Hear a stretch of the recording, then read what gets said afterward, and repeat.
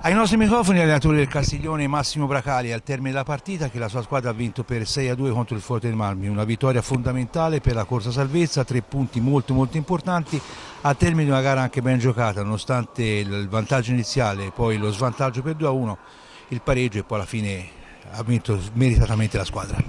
Ma sì, io credo che come spesso ci capita anche a Prato è stato un po' così. Il primo tempo siamo un pochino contratti, il secondo tempo siamo entrati in campo con un altro piglio, un'altra squadra e i ragazzi hanno dato il massimo come fanno sempre, gli devo solo fare complimenti a tutti, a tutti perché veramente stanno andando bene, cominciano a capire insomma un pochino quello che si vuole trasmettere sia io che Federico. Secondo tempo hanno fatto anche delle belle giocate, dei bei gol, delle belle azioni e credo la vittoria sia più che meritata.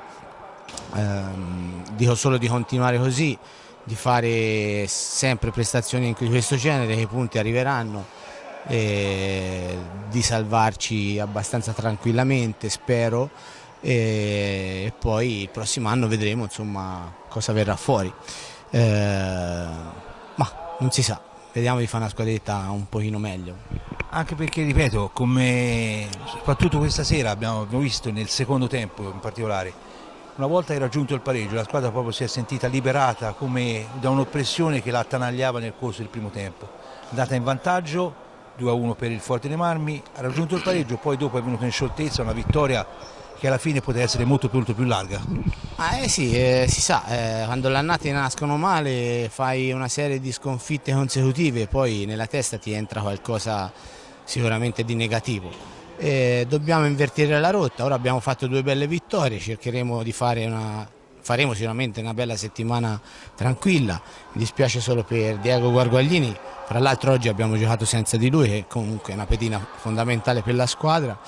Che si è fatto male in allenamento, ha avuto un problema alla spalla, dovrà stare fermo una decina di giorni e lo recupereremo per il finale di stagione comunque. E la prossima partita vi vede impegnati? La prossima partita andremo a Matera e poi abbiamo il Salerno in casa. La trasferta è difficile sia per il campo, ambiente, la squadra è una squadra forte e poi dopo giocheremo con il Salerno in casa la domenica e sarà un po' la partita dove dobbiamo veramente metterci tutto quello che abbiamo. Bene, ringraziamo l'allenatore del Castiglione Massimo Bracali.